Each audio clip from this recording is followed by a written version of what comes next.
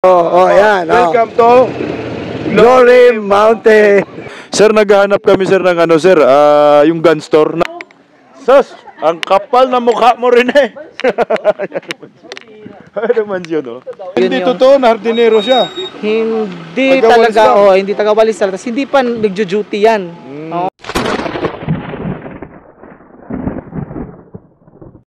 Magandang tanghali, umaga, hapon po sa ating lahat dito sa Bisdak, Pilipinas. Mga kabisdak, nandito na po kami sa Glory Mountain kung saan sinabi po ni Rene na umano si Tatay Digong, Vice President Inday Sara, ay pumunta dito sa Glory Mountain kay Pastor Kibuloy upang kumuha ng mga armas. Ngayon, ipapakita ko po sa inyo kung ano po, saan umano naglanding yung helicopter na tinutukoy ni alias Rene, ni witness ni Rizal Tiveros, yung helipad. Tara, puntahan natin mga kabisda. Ayan po, yung helipad, no?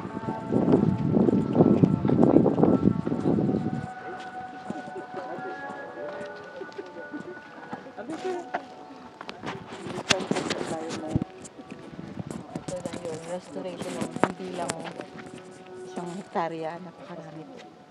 So No. ito yung Glory Mountain na tinatawag. Napapansin ko, ma'am, pagbaba pa lang namin ng sasakyan, napakalamig po ng simoy ng hangin. Mataas po bang location na itong lugar na Mataas to? yung elevation, nasa foothills tayo actually ng Mount Apo. Ano na siya Oo. 1,516. Kaya 1,500. Ma'am, And then kaya siya malamig kasi napakarami na po ng pine tree na tanim. So 'di ba, nakatulong din talaga sa environment. So ito yung naging project ni Pastor, ito yung advocacy ni Pastor para ma-restore po talaga yung kapaligiran, yung kalikasan. ma'am, nasan po yung helipad na sinasabi ni alias Rene? Pagpasok mo po ng gate, ito po yung helipad. Sige, ma'am, una ka, ma'am. Nandito po. Yeah. Yan, nandito po. Kapapasok lang po natin sa Glory Mountain. At pag nandito po si Pastor, ito po yung helipad. Dito po naglalan yung chopper. So, yung sinabi ni alias Rene, so nandito si Pastor at may dalang bag at papunta natin sa mansion. Pakitingin na lang kung saan yung mansion. Na makikita niya kung Ilibot meron natin po mga ba- kabisda kung saan yung mansion. Ito na. Baka naman wala. Ito yung helipad po, ma'am. Walang mansion. Tapos sabi niya, May mansion. May mansion daw, di ba sabi? Adi, kayo na lang po ang tumingin kung may mansion o may Tingnan gun natin store. na hanapin natin yung yung gun store, hanapin natin yung gun store. Yung gun store, baka naman meron. Ayan po, ito literal po ito na Glory Mountain. Ayan o. Grabe. Nasaan ba yung mansion? Mga kubo lang ho na nandito. Mga bulaklak. Ayan, grabe oh. Paraiso. Tama nga yung sinasabi ni Pastor. Para kang nasa langit. Pag pumunta ka po sa Glory Mountain, mga kabistak oh. Wala ho tayong nakikitang mansion ho dito. pero may nakita ka mansion? Wala, mga bulaklak. Mga bulaklak po. Ayan, wala po tayong nakikitang mansion. Merong mga pine trees na nandito, mga bulaklak. Grabe ganda ng bulaklak, oh. Para kang nasa langit dito. Oh, lamig. Ano natin, lapitan natin yung mga bulaklak sa baba, mga kabisda. Kasi ito yung helipad na sinasabi, oh. Oh, tapos may mansion daw agad dito dinala sa mansion. Ayan, oh. Ayan po yung mga bulaklak. Ito yung inaalagaan ng hardinero. No? Ayan, oh. Ang bulaklak, oh. May bahay doon, mga kabisdak. Hindi naman mansion yun. Ano lang, simpleng bahay lang, oh. Mamaya, puntahan natin, oh. Ang mga bulaklak dito, grabe, oh. Wow! Oh, tingnan nyo, yung mga bulaklak. Alagang-alaga, oh. Ito po yung Glory Mountain na napakaganda. Ipinagmamalaki ng Kingdom of Jesus Christ. Puro mga bulaklak po, mga bisdak na sa taas. Ayun. Grabe, ang lamig. Pwede bang umano doon? Akyato tayo dito, mga kabisdak, no? Kutang tayo. Wow, ganda. Kaya pag dito po pinapadala yung mga may mga violation ng Kingdom of Jesus Christ, pero po hindi po sila dito pinapadala para parusahan ng physical. Siyempre magkakaroon ng reflection, no. Ganda, grabe. Narinig nyo po yung music background? Magdasal at kumain. Ayan, tama. Magdasal at kumain. Sige, akit tayo dun, mga kabisdak. Ay, grabe, kaganda, Woo! Bay, Oh, maganda ba, bay? sobrang ganda, bay. Grabe, ang lamig.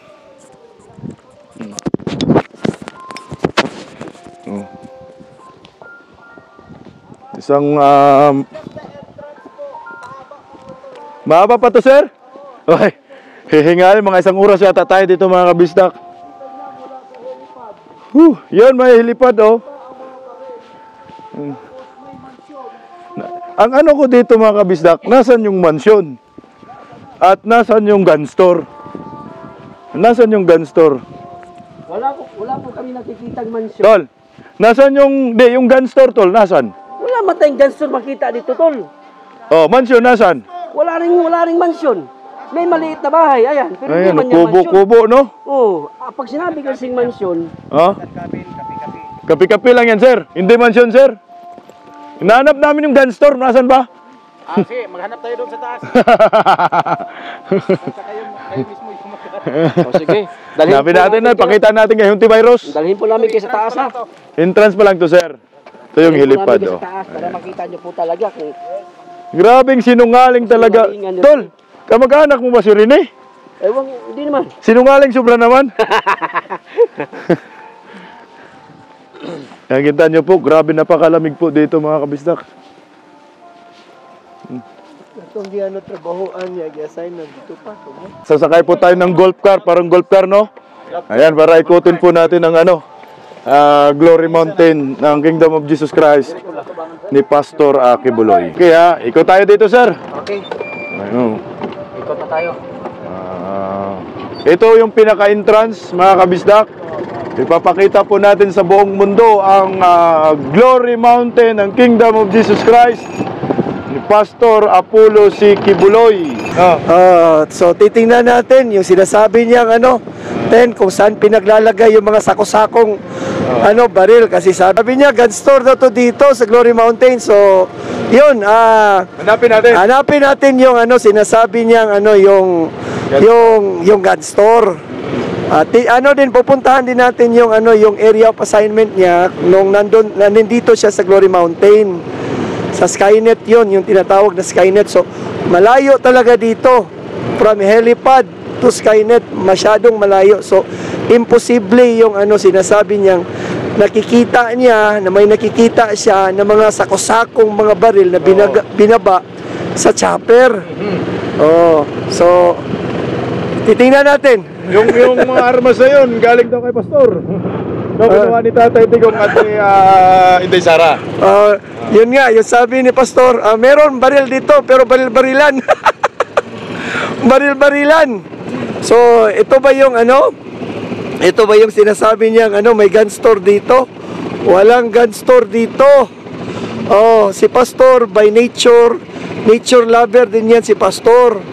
Ito dito, itong Glory Mountain, dati, ito is isa din to sa mga biktima ng reforestation.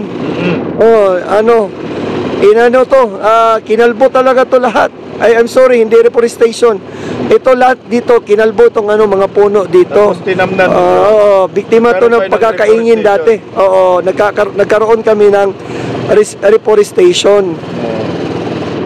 So, yun. Ilang pine trees ba tinanim ninyo dito? Ang dami, sir, sobrang lamig Di ko na malaman kasi taon-taon ba naman pag may mga activity kami dito, lahat nagbo-volunteer talaga, nagtatanim. So di ko na matansya kung ilang libo to. So dito ang mo talaga dito ngayon, ma-inhale mo talaga dito na hangin is really fresh and pure air talaga. So ito yung coffee shop, yung dinaanan natin. Dito tayo magme-merienda mamaya. Okay, tapos After sa pag-stroll natin dito sa Glory Mountain. So titingnan talaga natin kung may gun store ba talaga dito. sir, ito po yung mga bulaklak to. Kaya papalipot natin camera natin para malaman nila kung hinahanap yung mansyon tsaka gun store ha. Oh. Ayan, puro puno. Ayan, puro puno yan ha. Oh, puro puno at saka bulaklak. Tignan mo, kami yung driver natin. Oh. Sir, pinapahirapan kayo dito? Hindi. Nahirapan sa karunyan ni sir. Ayan ha. Ayan po. Ay, grabe, ang lamig dito. Lamig. Sobrang lamig, sir, no? Oh, sobrang lamig dito kasi yun nga, maraming mga pine trees na dito. So dati-rati talaga wala to, kalbo tong bundok na to. Bundok na to, kalbo. So ito yung product sa puso ni Pastor. Oh. Grabe. Ito yung product sa utak ni Pastor. Oo. Oh. Restoration and beautification. Merong nakalagay ito na Glory Mountain. Ayan. Sir, ito yung Glory Mountain. Yan ha, Glory Mountain talaga tayo ha. Glory Mountain. Ayan, sir. Ayan. Welcome to Glory Mountain. Kung saan sabi ni alias Rina merong Mga baril daw dito. Sako-sako pang baril. Nako. hanapin natin. Hanapin natin. Meron, sir, bato, oh. Oh. Dasalan yata to, sir, bato. So ito yung isa sa mga pinapatrabaho sa amin dito sa mga manggagawa na hindi nakakommit ng mga kamalian, at sa mga manggagawa din ni Pastor na nakakommit ng mga kamalian, dinidisiplina. Ito yung inatupag namin dito. We have to take care of the mother nature lang. Mga tanim dito, mga puno dito, i-maintain lang namin. Ito lang talaga yung trabaho. Wala namang physical abuse dito. Physical abuse. Oh, dito, you have to... Pakita mo sa mic, sir, para... So, ito dito, ang lang talaga dito, one of the main objective dito, sa kalikasan, you will be close with nature, and at the same time, ma-strengthen natin yung yung relationship natin sa ating dakilang Ama na may likha ng lahat. Kasi dito may time ka na makapagdasal kasi masyadong isolated at secluded yung area from the busy city, busy life. So yun lang yung atupagin mo dito. Ilang hektarya ba to, sir? Paikot, sir. Yun yung hindi ko matansya, basta malawak-lawak to. Oh, malawak-lawak to. Yung dito, yung Glory Mountain, malawak-lawak to na area. Tapos halos covered na to ng pine tree. Oh, pine tree na. Oh, covered na ng pine tree. So ngayon merong headquarters din dito, sir, parang tirahan. May mga dito, may mga tirahan dito, pero yung sinasabi niyang mansion. Walang mansion dito. Kagaya doon sa Prayer Mountain, walang mansion dito. Oh, makikita natin maya-maya yung bahay ni Pastor dito, yung kubo. Oh. Sinasabi mansion. Oh, yung sinasabing mansion. Sobrang layo. So ito kanina pa tayo paakyat. Oh. Wala naman nakita, sir. Oh, kanina pa tayo paakyat papuntang helipad. So pabubulaan ko lang yung sinasabi ni alias Rene na nakita niya daw. Oh, kasi malapit daw yung area of assignment niya doon sa helipad. Kung saan niya parang layo na to, ilang kilometro ng dinaanan natin, sir, eh. Oh, baka may eagle's eye to si Rene. Oh, ganyan yung vision ng yung mga agila. Masyadong malayo yung nakikita nila, pero ito bulaang agila to. Bulaang agila ka rin eh. Nakikita mo yung hindi dapat makikita. Ilang kilometro na kaya yun, sir? Siguro nasa mahigit kumulang siguro mga 3 or 3 kilometro na. 3 or 4 na kilometro. Tapos paakyat pa, paano niya makita agad yung sinasabi niya? Di mo na nga makita dito yung helipad. Di mo na makita dito yung helipad. Masyadong malayo. Wala namang gun store, sir, eh. Wala namang gun store dito. Wala namang gun store dito. Kaya wala namang... Pinabulaanan talaga namin yung pinagsasabi niya. Isa ka talagang Dakila ka, Rene, dakila. Dakila sa... Dakilang sinungaling. Isa kang dakila, matindi ka. Ang lupit mo. Oh. Ang lupit mo, alias Rene. Grabe. Ganun Yan yung sinungaling. Yan yung sinukli mo sa mga ginawa ni Pastor dito na kabutihan sa atin. Grabe, tinatamnan talaga ng bulaklak dito ni Pastor Sir, lahat sir. Lahat talaga. Yan. Lahat talaga ng area dito. At saka well-maintained talaga yan. Ilan ba yung dito sir, workers dito sa sa volunteers dito sa Glory Mountain? Di ko na matansya, basta marami. Marami, no? Marami yung nag-ano dito. Sobrang lawak tapos kaganda pa ng landscape ng mga bulaklak. Yes, sir. Ganda, mamaya, puntahan natin. Yan yung papuntang Skynet dyan. So, akyat pa tayo dun sa tuktok. Grabe, ang lamig dito, sir. Pag sa Luzon, sir, parang bagyo. Oo. Malamig.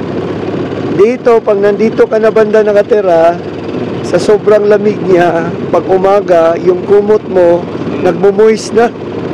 Pati kumot mo. Parang sobrang lamig. Sobrang lamig niya. Yung tinatawag na morning dew, pati kumot mo. Sobrang lamig. Kaya, napakagandang area dito to rehabilitate yourself pag may may kasalanan ka, may violation ka. Lahat naman siguro ng mga religious organization may mga disciplinary actions. Pero hindi physical. Hindi physical. Dito is spiritual. Ayon sa sa salita talaga ng ating dakilang Ama na you have to pray, you have to find some time for yourself to talk to God. Ganyan lang. Sir, yung Glory Mountain, sir, ito ay exclusive for the Kingdom of Jesus Christ members lang ba? Itong Glory Mountain, welcome naman dito yung mga yung mga tawag nito, even mga unbelievers. So may mga protocol lang na mga sinusunod. Yun nga, papaalam pa doon sa central bago tayo makapasok po dito. Yan. So ito talaga, ang nagbe-benefit talaga nito mostly is yung mga kagaya namin na mga workers ni Pastor, and at the same time yung mga members. Ano bang mga activities dito, sir, sa Glory Mountain? Except na kung may violation ka, dinidisiplina ka dito, pero hindi physical. Ano pa ba po yung dito? May din dito, may binibigyan din ng ng mga pagkakataon, ng time, yung mga worker to have their recreational activity. Hindi na naman puro dito lang, tanim-tanim sa sa Glory Mountain. May time din na nag-out of town, nag-i-enjoy, naliligo sa beach yung mga workers dito na naka-assign. So ganyan, yun yung dito, yung buhay dito. Parang balanse yung buhay. Balanse yung buhay dito. Pagdating naman sa sports, may kami, may mga sports activities. Sige, sir, andito na tayo sa tuktok, sir. Anong meron dito, sir? Dito na tayo, sir, kita nyo po yung Davao. Ay, grabe yung Davao City, At saka, sir, yung ceremonial shrine, yung ginawang Dato Pamulingan. Ayan. Yung sa IPs. Yeah, sa IPs. Na confer si Pastor as Dato Pamulingan. So that's the historical site. Yung merong, ayan. Sir, ito yung ginagawa, sir. Ito kagaya nito, mga hardinero, sir, no? Yes. Workers sila dito. Yeah, sir. they are full-time miracle workers kagaya namin. So kami lahat na nandito nakikita ninyo, we are full-time miracle workers po, or full-time kasi sa sa ibang missionaries kasi yung alam nila. So missionaries kami, full-time missionary workers or full-time miracle workers. Sila naman na-assign sila dito sa Glory Mountain. So sila yung nangangalaga ng mga halaman, mga bulaklak, yan. At saka yung si alias Rene, dito din siya na-assign. Dito mismo sa Farm 4. Ito. Ang layo nung helipad. Paano niya makita? Ganun kalayo. Matarik pa. Oo. Siguro kung may chopper, makikita niya, pero hindi niya makikita yung bumaba sa chopper. Sir, pwede pa tingnan natin yung ginagawa ng mga sir. Mga kabisak, ito po yung isa sa mga trabaho ni Rene, kagaya po nila, nagtatanim ng mga bulaklak, sir. Yes, bulaklak. Pinapaganda yung area. Actually, si alias Rene, hindi nga ganito talaga yung ministry niya. Pagwawalis po siya ng kalsada. Yun lang talaga. Kinukuha yung pine trees na, mga leaves ng pine trees. So hindi totoo na hardinero siya? Hindi Taga-walis talaga, lang. hindi taga-walis talaga. Tapos hindi pa nagjo-duty yan. Oo, nakatago lang palagi sa kwarto Tamad, niya. tapos Oo, biglang tamad. merong issue na gano'n. Yes, ganun. Kaya sir, ang ganda ng mga bulaklak sir, oh. Mm. Yun, oh. So, Yan yan po po, sila ni oo. ate. Yeah, at saka yung Hello, te! Welcome sa Glory Mountain! yung pamamaraan po ng pagtatanim talagang from pastor po talaga yan tinuturo ko anong bulaklak na Pating pagtanim itatanim. dyan, Oo. idea ni Pastor Kibuloy Yes po, yan. lahat. Yan. So hanggang doon pa po yan ang need po na ma-develop pa yun, Yan. kasali pa po Grabe. yan sa ano. Grabe, ang daming ano sir, mga pine trees. Yes sobrang po, dami, oh. yes. Tsaka kung nandito lang po kayo parang sobrang lamig talaga. Oo. Parang naka-aircon ang buong place. Oh, grabe, sobrang lamig nga. Oo. Anong mga bulaklak yan sir? Mga sister, kilala niyo ba yung mga bulaklak? Anong pangalan? Yes, Sige, Ano? Ha? Baby pink. baby pint. Ito, baby pink. Green orange. Green orange. Okay, so yun. Ito, Ito, ano to? Golden Copia. Golden Copia. Sir, sila nagtanim, sila rin didilig. Sila na po. Yan, oh. Pero minsan din na, kailangan pa ba dinidiligan? Kasi umuulan man always, no? Ito yung Glory Mountain, ha? Ayan. Sir, naghahanap kami sir ng ano sir, yung gun store, nasan ba? Haba-haba ng biyahe natin, wala tayong nakita, sir. Sir, ayan, for the record, wala akong mansyon. Walang mansyon dito. Okay, yan. Si Bisdak Pilipinas na mismo yung naka-witness po. Mula sa entrance hanggang dito sa pinakadulo, wala siyang nakita. Kasi kami taga dito, wala kaming mansyon talaga dito at walang gun store. Ito si Brother Roy, taga dito talaga yan, no? Dito na-assign yan. So Walang mansyon sir, no? Wala talagang mansyon. So walang mansyon talaga tayong ano. Dito naman si Bisdak Vlogger. So kita din niya sa sa sarili niyang mga mata na wala talaga mga mansyon dito. So yung mga pinagsasabi talaga ni Rene, mga talaga, mga puro kasinungalingan. Invento na mga kwento, tapos walang katotohanan lahat. Ito na yung pinaka-end point ng Glory Mountain. Isa to sa pinaka-end point. May pinaka-end point pa nito, yung tinatawag naming Farm 4. Yun, masyadong malayo na yun. This is the end point of the cemented road. Ito yun. Pero ang area Hanggang dun pa. So, Pero yung ito yung developed area pa. Yes. So, yung kung saan naka-assign si Rene, nandun sa mababang area nito, yung tinatawag na Skynet. So, pupuntahan din natin. Mamaya puntahan din natin yun, sir. Puntahan natin yung Skynet kung saan siya nakadestino dito. Nung time na nagtatrabaho. Aywan ko ba kung nagtatrabaho o parang walang trabaho ata. Na-assign pero hindi siya hindi talaga nagtatrabaho. Kumakain lang. I'm sorry Totoo naman, sir. pero totoo naman eh. Totoo naman. May mansion yata ako nakita eh. Ay, madam, ito ba yung mansion na sabi ni Karine? Ganda naman ang mansion na to. Ano to, kubo? Kubo lang to, kubo. Dito yung natutulog si Pastor. Dito natutulog si Pastor, ito yata yung sinasabing mansion. Mansion ba to? Ito ba yung mansion? Yan yung mansion. Yan yung mansion, oh. Kubo lang. Sus, ang kapal na mukha mo rin eh. Ano mansion, oh. Ikutin natin para baka sabihin ninyo, sa likod lang, oh. Sa harap naman, tingnan mo. Yan ba?